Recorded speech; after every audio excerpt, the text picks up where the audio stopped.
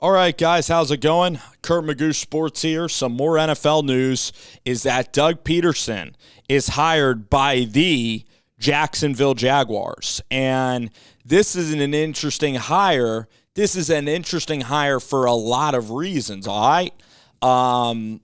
One, Doug Pederson was a championship head coach, but also Doug Pederson had Frank Reich. He also had Jim Schwartz, helping him out with the plays. Frank Reich is a decently successful coach in the NFL. Did Doug Pederson during his year, did he, find ways to did he study the Shanahan and did he study the Shanahan playbook, and he did develop Carson Wentz. He is a likable guy.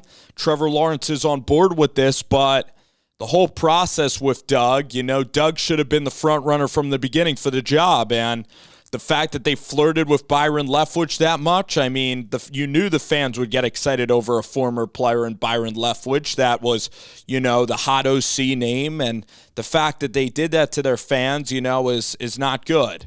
Trent Baalke, he didn't work out.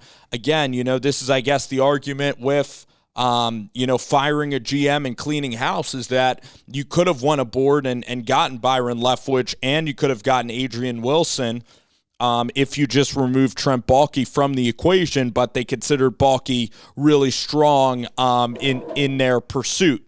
So, Doug, I don't think it's going to work out here, really. I have questions about his play calling. I don't think his play calling was all that efficient. I believed Carson Wentz was really good, and then he really regressed under Doug Pederson. I don't think Doug's that creative of a play caller. Believe that he won a championship, but then he was inconsistent. I believe he was the beneficiary of a really bad NFC East. They were able to get into the playoffs, a weak NFC. I know they beat Chicago, and I know that they catch fire, and I know that Doug's a player coach, but I'm not infatuated with his play calling whatsoever.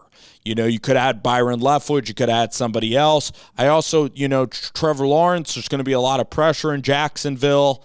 I don't really see this working. Again, this coaching cycle is a tough coaching cycle. The guys that I think are going to work, I think Kevin O'Connell will be pretty decent in Minnesota.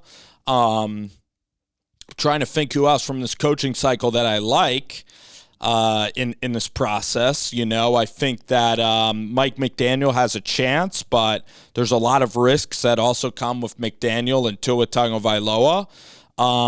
So I don't really love any of these candidates. I thought that Dan Quinn, I thought that Kellen Moore would have been really good hires. They didn't end up getting hired really in this cycle. So we'll see what New Orleans does, and we'll see what's going on with the Houston Texans, what they're going to try to do here. It looks like Lovie Smith could be the guy, but they can also do a second round of interviews and really take their time. But in terms of Doug being in Jacksonville with Trent Baalke, it's going to be like Howie Roseman again. You're going to continue to have a power struggle. The owner really doesn't know what he's doing. It's a dysfunctional search. Doug was the first guy they offered the job to. Then it was going to be Vic Fangio. Then it was going to be so many else. There were so many leaks around this process, and they had no real clear, concise vision for what they wanted to do with this hiring cycle. So again, man, you look at these coaches. They all have failed. Like Josh McCown was a huge failure in Denver, temperamental, didn't get along with anybody, was terrible to the Indianapolis Colts. Is he going to be a fit in the culture of Vegas? Probably not. Then you have Doug Pederson, who's taking over this franchise, and this is a rough franchise that you're taking over, so the odds are stacked against him. Then you look at Kevin O'Connell and McDaniel. Those are two offensively young guys that I think can be successful at this level. And then you look at Matt Eberflus. I don't really believe in Eberflus that much. I believe that Daboll is probably going to be the winner of this cycle. I like Joe Shane. I like Brian Daboll. I like what the Giants are doing here in this cycle. But for Jacksonville, in this instance, Adrian Wilson would have been a great evaluator of talent for your defense. They could have even brought in Vance Joseph and Adrian Wilson together.